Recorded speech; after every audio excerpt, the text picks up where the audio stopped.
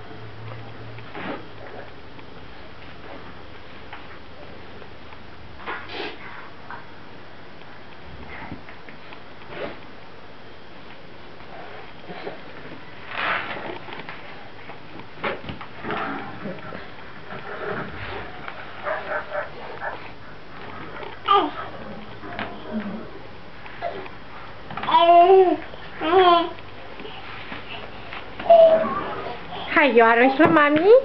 Bravo! Stai să scoată mami. Unde-i mingea? Unde-i mingea? Hai, adu mingea la mami. Adu mingea la mami. Bravo, Eric! Bravo, mami! Poc!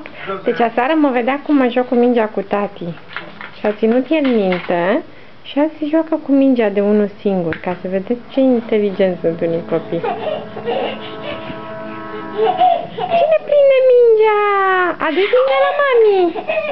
Bravo, Eric! Bravo, Eric! Hai, te lui mami! Cine prinde mingea?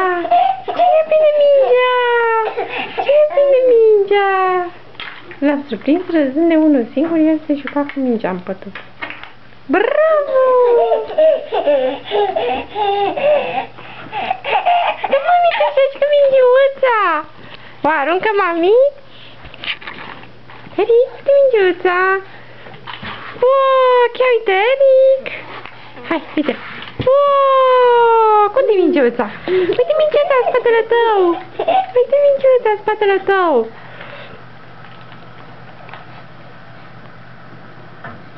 Fuge mingiuța! Fuge mingiuța! Bravo, băiatul mama de mama!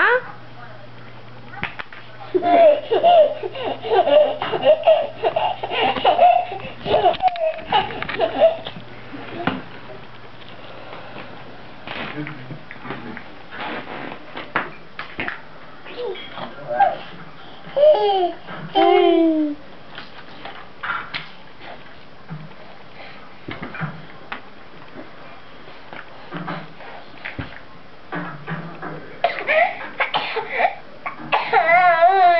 Bravo, mami!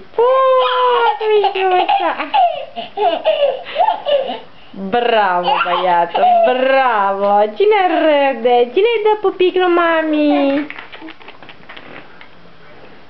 Fuge mingea! Fuge mingea! Opa, așa! Opa! Ok! Hei! Opa! Bătut vânt afară și am răcit azi? Unde-i mingiuța? Unde-i mingiuța, mami? Eric! Unde-i mami mingiuța? Ia uite, mingiuța! Hei, stai ce mingiuța! Hai să dăm asta la o parte că te încurcă iubirea lui mama. Bine, mingiuța, la tine!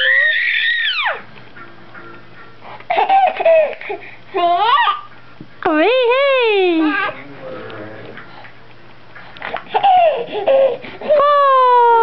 Bravo! Bravo, băiatul! Hai! Cine se joacă cu mingiuța? Opa, mingiuța! Te faci mami fotbalist?